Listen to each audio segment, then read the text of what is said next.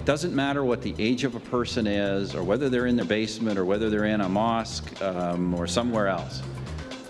When you are engaged in activities that explicitly promote or advocate terrorism, that is a serious criminal offense, no matter who you are. It will be a serious criminal offense. We cannot tolerate this any more than we tolerate people making jokes about bomb threats at airports.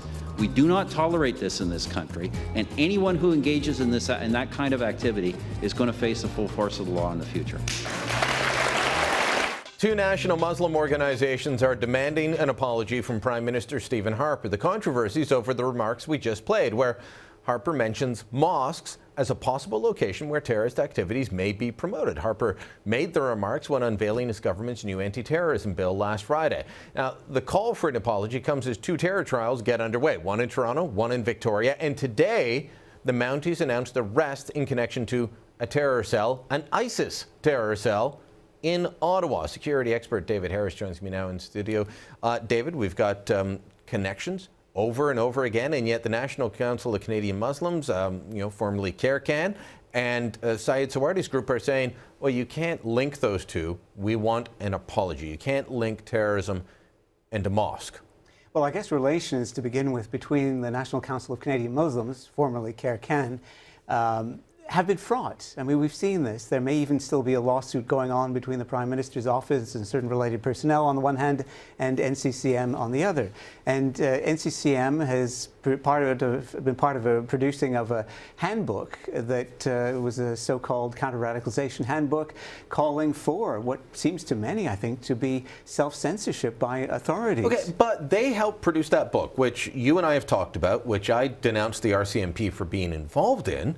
And they talk specifically about issues in the mosque. I mean, they talk about it, but now they're saying because the Prime Minister, in response to a question about radicalization, said, I don't care if it's happening in somebody's basement or in a mosque, they're saying you can't make this connection. It's back to saying you can't ever connect Islam and terrorism, and yet the case in Victoria is related to Islam, the case in Toronto is related to Islam. The arrest today of I can't say this guy's name, AWSO, Auso Peshtari, okay, Kadar Khalib, and John McGuire.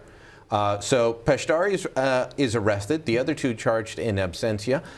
This is all happening, it's all connected to Islam, but they're telling us we can't. Well, I think it's fair enough for the NCCM and anyone else to remind us that this is a strain or version of Islam as opposed to mainstream Islam and so on. But we've got to be free to speak directly about the situation. And if you go to NCCM's handbook, they actually seem to recommend that you not even use the term moderate Muslims, because it seems to suggest, according to the authors of this book, that not all Muslims are moderate. We cannot have, it seems to me, an adult, reasonable conversation if we're self-censoring ourselves to this extent. And to the extent that the RCMP have embraced a good deal of this kind of self-censorship, it's very, very difficult. Now, that's just my personal opinion, but it's, I think, fairly it's not obvious. just yours. I think it's mine. I think it's much of the audience. Unfortunately, NDP leader Tom Mulcair isn't for clear speech on this.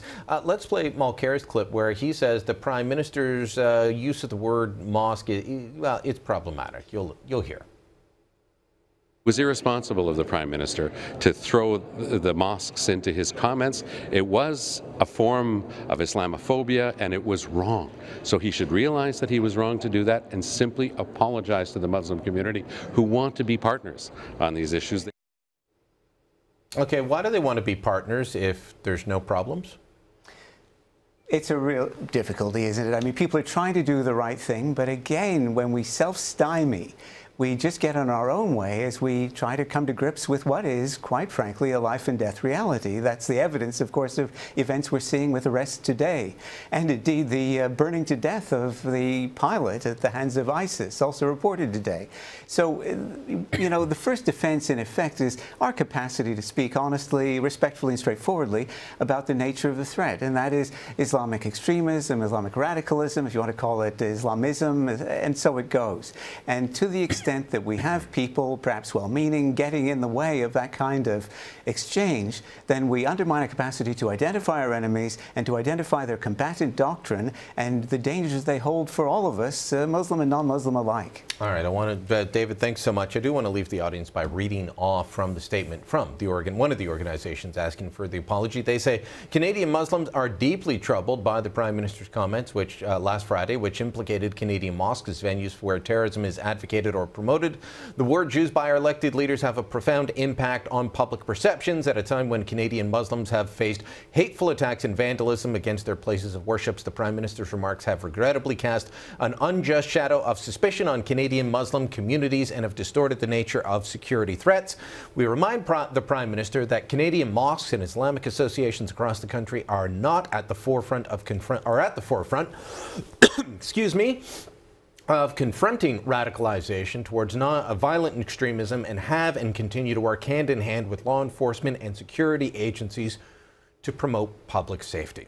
Look, that may well be, but we also have to be free to speak clearly. And Mr. Pashdari, by the way, used to belong or be one of the leaders of the Algonquin College Muslim Students Association. I'll leave you with that.